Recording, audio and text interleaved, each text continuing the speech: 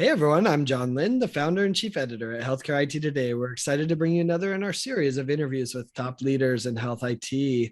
We have two amazing guests today. We have Heather Hudnall, she's director of Connected Industry Healthcare at NTT, and Heather Haugen, she's VP of Healthcare Practice, Digital Advisory, and Innovation at NTT. Welcome, Heather. Thank you. Thanks for having us.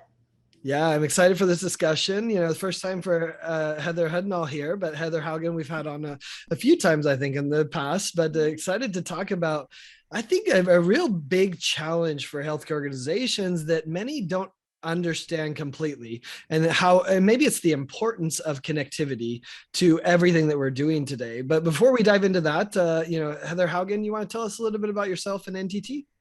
Yeah, sure. Absolutely. Thanks, John.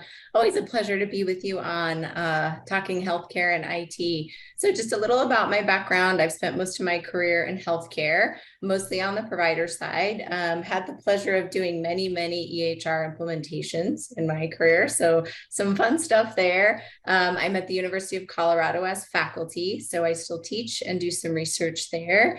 And then my role at NTT is the healthcare practice. And we're doing some really interesting work around ensuring that we provide healthcare to the IT side of things. And so the workflows, the importance of what a physician does, how a nurse works. So our clients really appreciate that we come with the healthcare perspective rather than just the IT perspective. Heather Hudnall and I kind of consider ourselves to be a bit of the gatekeeper before a technology or process is used in healthcare. We're thinking carefully about how it impacts quality, how it impacts productivity. So you'll hear that when we're talking about connectivity through the lens of healthcare. Awesome. Great to have you here, Heather. Heather Hudnall, tell us about yourself and anything else you'd add. Yeah, so Heather number two here, Heather Hudnall. I'm the healthcare lead at NTT within our new ventures and innovation. I'm focused on all the latest and greatest emerging technology in healthcare. I know all about healthcare, spent my entire career in this industry. I've been a nurse for over 16 years. I actually still have an active nursing license and do volunteer nursing around Kansas City where I live. Started my nursing career at the bedside, but for the last decade, I've been in the world of healthcare IT, designing, developing, implementing healthcare solutions from a clinical lens. And I've also done some clinical mobility solutions. So I know firsthand about connectivity and how it impacts the clinicians, patients, and even all the technology that you're using. At the bedside is where I experienced and saw firsthand what was broken in healthcare. So I decided to leave and be part of the solution to go fix it, make it more reliable, clinician friendly, so that clinicians would actually enjoy using it and they could deliver, quality care with a better experience. So as you can tell, I'm very passionate about, saving lives and finding ways to deliver better care for everyone. And with our new ventures and innovation here at NTT, we partner and collaborate with our clients throughout their entire healthcare journey. And we leverage and look at that innovative tech. So I love the topic today around connectivity, because what we focus on is, the P5G, IoT, edge to help solve their most pressing challenges and get to those desired outcomes, and always looking at the art, what's the art of the possible, coming up with use cases to try and solve problems. So I say that we come in, we help, and we're problem solvers. Yeah, I like that, Heather Hudnall. And I think it's interesting, you had experience literally seeing the best and worst of healthcare implementing EMRs. That's how I would describe it. And Yes, then it as a is. nurse, you saw it firsthand. What was this like when you have connectivity or when you don't? So, maybe Heather Hudnall, you could start us off. What are some of those connectivity challenges that healthcare organizations are facing today and that you're seeing with customers that you're working with?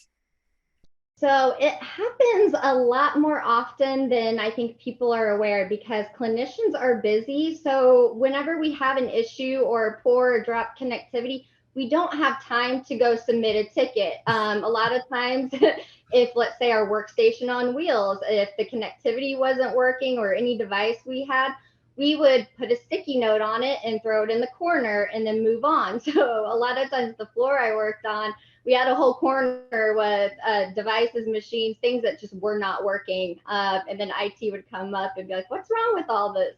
But as a frontline caregiver, I experienced connectivity issues a lot. One particular example is when we got this great new wonderful clinical communication device. It was voice over IP, loved it, thought it would be great, but constantly was disconnecting, reconnecting. The connectivity was slow a lot of times. Every time we'd lose connectivity, we'd have to log back into the app. I mean, it actually created more workarounds and more frustrations for us than what it was worth. And really that's because the network itself, it wasn't the device, which we did blame the device because we weren't thinking, oh, this is a network issue. But the network just could not handle the influx of all that traffic and data. So we just got frustrated and didn't want to use it. And probably the worst experience I've seen with connectivity was actually when I was on the IT side, first at Go Live with a clinical mobility solution that again was voice over IP. A critical alert on a patient was missed and it actually resulted in the patient's death. And that one really got to me because it was a network failure was the reason that alert didn't go through. And that was preventable. So, this has an impact on clinicians, patients, and that is something that you never want to hear, that, a connectivity issue, poor network infrastructure resulted in the death of a patient. So this is why this topic is near and dear to my heart. Yeah, well, let's talk a little bit more about that, because from the nurse perspective, nurses are really resilient. Like you said, they just set it aside and keep working, right? But what are they really going through? Like, what are their feelings when that, disconnection and lack of connectivity happens? We get very frustrated. Connectivity is something you should just have. You really don't think about until it doesn't work. And in healthcare, that's one of those environments to where it has to be on 24/7, 365. You can't have dead zones. I mean, that might fly in other industries, but with my own experience, poor connectivity and a missed alert, critical labs and whatnot, that could actually be the difference between life and death. So, nurses don't go into a shift with the intention of something bad happening and, a patient dying, and technology being the cause of it is something that really, I know personally for me, I was like, this shouldn't happen. So And hopefully, we'll talk about some solutions to address it. That we'll get to that as well. But I think it also goes back to that so many of our clinicians and nurses are just burnt out, and this contributes to that as well. You say that you're frustrated. That's the epitome of burnout, right? When you have frustrating experiences like that, and the visual of all these dead devices because they're not connected is fascinating to think about too. So thanks. Heather Haugen, what would you add? The time. Well, yeah, I mean, I think Heather was talking about this, and I think the nursing perspective is such an important one because they often are at that front line for everything happening on a floor, for everything happening in the ED. And in addition to being connected, one of the things we're hearing is there's so many more devices. Like in the last 5 to 10 years, there used to be a few devices were connected, and now I feel like it's, hundreds of devices that are connected in a hospital, in a clinic. So not only do they have to be connected, but they also have to be secure. And we're seeing more and more often that the security of those devices is an issue, partly because we don't replace anything in healthcare until it doesn't work anymore. And we probably shouldn't, right? And so we're holding on to every dollar we have. And so we're not replacing it. But it also means, I think that like 53% of medical devices that are connected have a critical vulnerability. And so thinking about this connectivity problem and then layering security on top of it, I think gets to be one of the things that we're thinking often about is how do we give the nurse that experience that they need to ensure the patient goes home on time, gets out of the ED, gets their medication all in the same time. And I am shocked now that we're spending more time talking about this in healthcare, how often the nurse or the doctor says, I just couldn't connect from that room, or I can connect from that room today, I couldn't connect from it yesterday. So that kind of variability just creates, I think it creates stress frustration, and then sometimes even fear, right? Of Hmm. what's going to happen if you have to use devices in those rooms, especially when it's things like baby delivery and things like that when a monitor isn't working. Yeah. And I think you highlighted what maybe one of the biggest challenges is that the environment has gotten so much more complex, whether it's the number of the devices, whether it's the security or privacy requirements that are being thrust upon us because, breaches are happening so often, or whether it's, now we have a bunch of old devices with some new devices and some newer devices. And how do we even manage that? Is that what your experience was, Heather Hudnall, and what you're seeing with your customers? Yes, I mean, there is just an explosion, is what I'm going to call it, of connected devices that are capable of being connected to a network. I read a staggering statistic that said like a large medical center could have 85,000 devices connected to that network. And going back to what Heather Haugen said, every single new connection device sensor that is put on that network, that is another vulnerability for a potential attack, because as we know, Wi-Fi was just not, it's just inherently not very secure. So every time that you're putting something on that network, connecting it, your vulnerability, and then also the strain on the network. So being able to accommodate the influx of all these devices, the network needs to have the ability to scale and the capacity. And a lot of times what would happen, let's say in the ICU where we got multiple connected devices, maybe 15 to 20 per bed in a small area, think of the day and the issues with all those competing devices on top of, the visitors, the patients, BYOD. It's just adding more and more strain to those networks. And then you end up with performance issues. It slows down, you drop, and again, leading to frustrations for the clinicians and putting safety at risk, not getting those keen critical alerts. Yeah. Hackers love complexity, right? Because they hide in the complexity and the little, places that something gets missed. So, but Heather, how does that impact, the patients and providers? Heather Hudnall talked about even loss of life, right? Which is important, but less than that, because our nurses and doctors are incredible at even overcoming some of those things. But Oh yeah, they just turned to manual, right? yeah, but what is the impact even to them or the patients? I mean, slower process. What are you seeing there?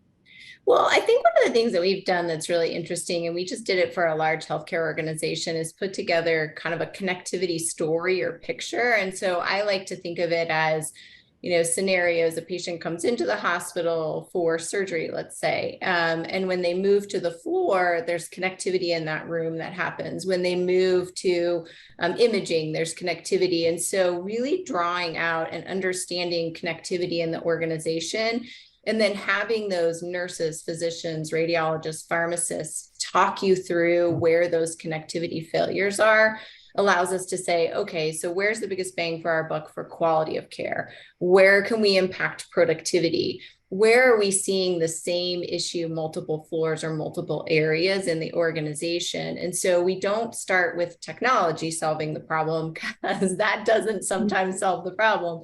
We start with, what's the layout of connectivity in the organization, and how does Wi-Fi or LAN WAN or other connectivity impact those kinds of things that are happening? And oftentimes you can actually get it down to a few things that are causing the majority of those issues. And that connectivity story then allows an organization to say, okay, our first priority is to do this. Our second priority is to do that. And you can take away 10, 20, 30% of those connectivity issues very quickly, which, by the way, just changes the life of a nurse. Or a pharmacist. There's just so many clinicians. I think about our dietitians and our respiratory therapists are impacted by this because they're oftentimes in the ICU also. So that connectivity picture to me tells that story of where we can really focus. And then Heather, I know you are doing a lot of this work. So what else do you feel like really impacts those patients? I love what you said, and that's the approach that we take, and how we're truly going to impact the clinicians and ultimately the patients is by getting an understanding of what they're dealing with, talking to those end users that are impacted most by the technology, which I think a lot of times in hospitals today, those clinicians who know what the patients need and what's impacting the patients, they're not brought to the table. I'll tell you, when I worked at the bedside, I was never consulted or brought to the table when decisions were made or asked, hey, what's going on? What could we improve? What's working well? What's not working well? What do you need? What do your patients need? We never were able, to provide that insight. So I think that's key to being able to deliver a better patient experience. Because the clinicians have a direct impact on the experience of the patients. Lots of surveys out there will show a direct correlation. So if you have happy clinicians, you're most likely going to have happy patients, which translates into better HCAP scores, which we know is very important for hospitals' bottom line. So it all kind of ties together. Yeah. It's amazing what happens when we actually listen to our end users, right? Whether it's patients, whether it's clinicians, whether, any of the staff, it changes your perspective and puts a different story on what's happening, right? Because that monitor that we have might say the Wi-Fi is up, but if it's not performing well for the nurse, who cares, right? Just because it's green on your dashboard doesn't mean it's actually doing its job. So Right. I think that's interesting. And Heather Hudnall, what else could be done to improve this connectivity, right? Okay, we talked about the problem. People probably live this problem to some extent. They've heard some of the complaints, I'm sure, over different times and different periods. But what can be done to improve it? And let's talk about it. Maybe, is 5G the solution? Is Wi-Fi 6 the solution? Is it the panacea of solutions that is going to solve everything? Or give us a perspective on how that can help, and where it doesn't help, maybe. Exactly. So definitely Wi-Fi. You're always going to need Wi-Fi. There's just certain use cases and things that you're going to use Wi-Fi for. But here's the thing: if hospitals are still relying on a Wi-Fi only environment, that's very risky. And today, that would actually be considered a legacy networking technology because it has limitations. It cannot support everything that's coming down the pipe in healthcare technology. So they need something that's going to allow them to grow and scale and support, some devices and innovative technology. Big example, AR, VR. So that's where I think 5G is going to be the answer to that, because that network is going to enable everything that I just said with the new emergent technology. It is dedicated, it's private network, it's owned by the enterprise. It is highly, highly secure. So that's a big plus right now in healthcare. I feel like every day we're seeing another article about cybersecurity attack, data breach. So you need that highly secure network that's always on and reliable. I think that's the most important thing in healthcare. Your network needs to be reliable no matter what. Have the capacity that, to be able to expand and accommodate all the connections, and also that ultra low latency, which is going to be the key enabler for a good experience if you're using AR, VR. An example I have about this is I talked to some colleagues who went to the Arab Health conference recently. AR, VR, immersive technology was a very hot topic, but the feedback wasn't a great experience because they were on Wi-Fi, and with that lag, people were feeling, motion sick and nauseated. So there are just certain technologies where you're going to need a more robust network. And that's really right now only something that 5G can provide. Yeah. Well, and I like, to your point, we're just getting started on applications that are going to eat up whatever bandwidth's available. So, when you think of AI and all the machine learning and data stuff that's going to be needed, it's going to eat up whatever we give it, bandwidth wise. Heather Haugen, anything you'd add there as far as, how do we balance this? How do we improve the situation? Yeah, I think exactly what Heather was saying, which is, Wi-Fi is going to be part of the solution long term, because it's not, one for one. We're not switching something out for something new. But the concept of a private network is something most people haven't experienced. I mean, even sort of if you have 5G on your phone, it's actually, a private network that NTT has is a very different experience for users. And I think as clinicians and others start to understand the consistency and connectivity, what we call kind of the clean spectrum of private 5G, the security, and just the coverage. The number of devices you have to have is so much less with private 5G, about 25% compared to Wi-Fi. But again, solving that problem means looking at the overall network and saying, okay, what are we going to use for our vaccine clinics that are in the parking lot? What are we going to use for our emergency department when we're saying, like, we're going to do some, visualization of something, or we're going to do some training? So I think looking at each of those and deciding what technology is appropriate is part of the reason why Heather Hudnall and I have a job, right? Because it's like, what is different about risk packs? What is different about a vaccine clinic? What is the network connectivity that makes the experience work for both the patient and the provider? And we're just learning about 5G, I think, across the world. I mean, I look globally at some of the work that they're doing, some of the work we're doing in manufacturing plants. Some devices aren't 5G enabled yet. But as we're planning for the future, part of our job, I think, is to help healthcare CIOs, CMIOs, and others understand what they should be planning for, right? So what do things look like in 2 years or 3 years in this area? And I think we're going to be moving quickly in this direction, and it's going to make a big difference in healthcare. Yeah, and I think many people, when they think 5G, they're like, oh, well, does that mean my telephone operator is just going to provide it? Because they just don't understand that. No, it's more like a Wi-Fi when it comes to infrastructure. Obviously, you described that it has a smaller footprint, but understanding just even that element, it's surprising how many people don't understand that and think, oh, well, eventually, the Verizon and AT&Ts of the world will provide it. And the answer is no, that's not how it works, right? Yep. Yeah, absolutely. I think educating people on this process, educating ourselves, and continuing to educate. And it's part of what we do, right, is be an advisor to our clients around making good decisions today so that as they go forward, there will be cost savings and there will be opportunity to take advantage of those technologies as they become more and more available in their setting. Yeah. And they're going to have to answer their patients too. Do you have 5G? That's going to be the first question from every kid in a children's hospital. Absolutely. Exactly. That's a good point. A lot of patients in a survey with millennials said that they're going to return to a health organization that has good Wi-Fi. So it's becoming part of, how patients are making decisions on where to go because they want to be connected to their family and friends at all times. And, if they can't get on that Wi-Fi for, streaming Netflix or, the kids in the peds hospital playing Xbox, that's bandwidth intensive. And also think about just the Wi-Fi connection, but cell service inside most hospitals is not great. I saw a network survey that out of 5 bars, average was like 1.8 bars on their phone, and the coverage was just not great for staff and patients. So not being connected to the outside world, friends and family, that really can impact patient experience. Yeah, we've seen Maslow's hierarchy of needs, and power and internet are at the bottom, right? Most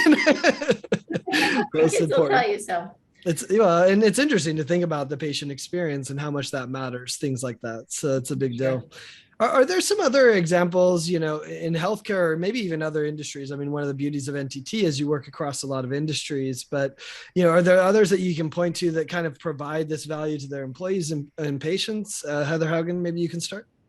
Yeah, we are actually talking to a healthcare organization that's building out an entire new healthcare campus, and they actually plan to use P5G across the campus and think about connectivity from the ground up. Like, that's a really fortunate place to be. Most of us have old buildings and old places we have to deal with.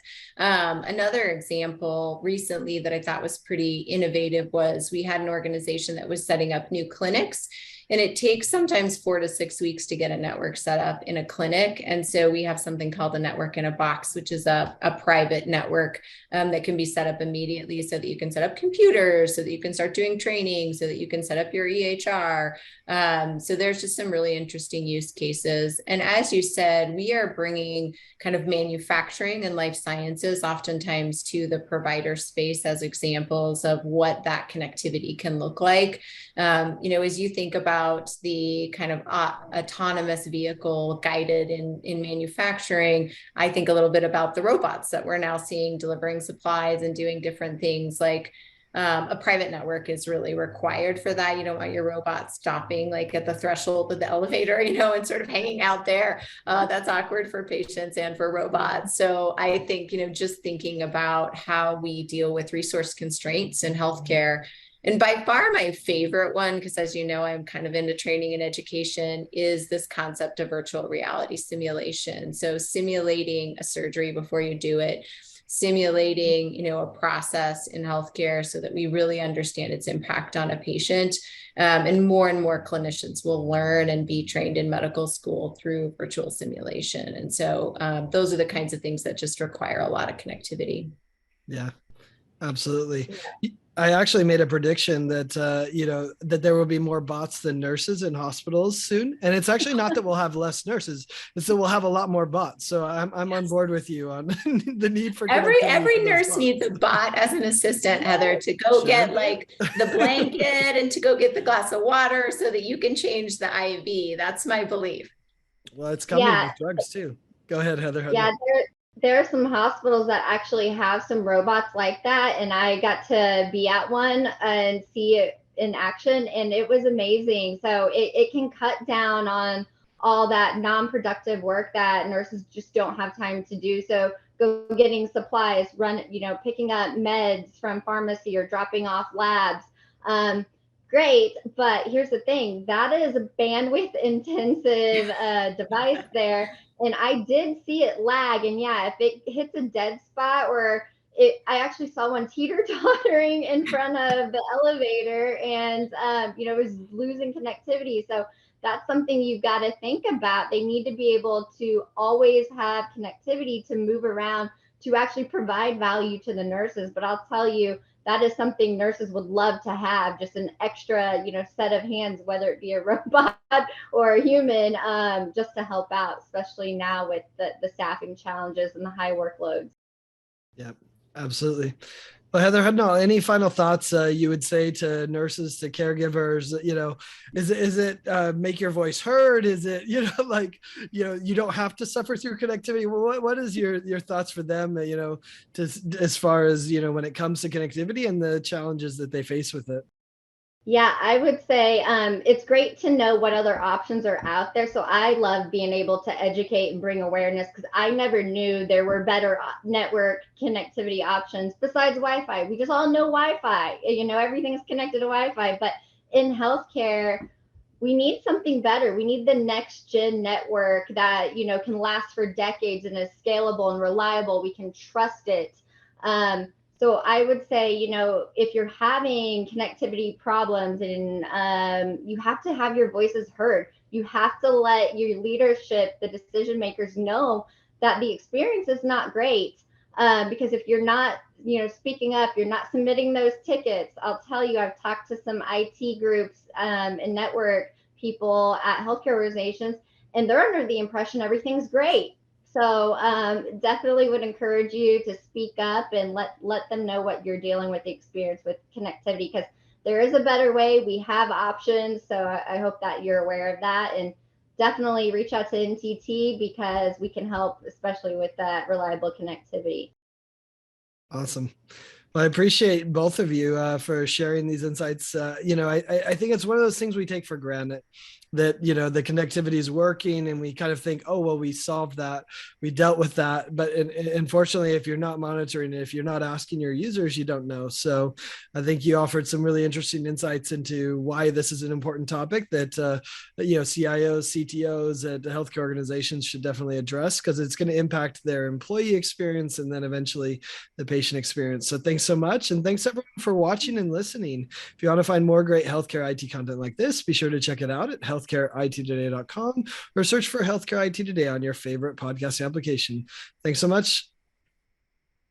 Thank you.